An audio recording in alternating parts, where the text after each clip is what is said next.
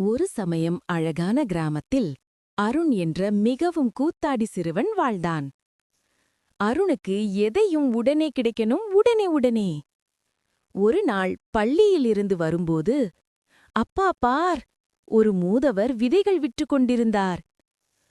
ஓ மகனே, இவை மந்திர விதைகள்.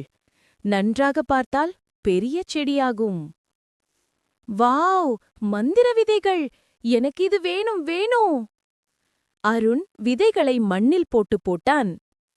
நேரம் பார்த்தான். மணி, இன்னொரு மணி, இன்னும். ஏய் ஏய், செடி எங்கே? வளரவே இல்ல. அம்மா மெதுவாக சிரிச்சு சொன்னார். செடி வளர பாசம், பராமரிப்பு, பொறுமை மூன்றும் தேவை மகனே. அருண் அதே நாளே மாறிவிட்டான். தண்ணீர் ஊற்றினான். சூரிய வெளிச்சத்துக்கு வைத்தான். மண்ணை சுத்தம் பண்ணினான். நாள்தோறும் காத்திருக்கிறான். பொறுமையா. ஒரு நாள், ஆஹா, பச்சை கொடி வந்துட்டே!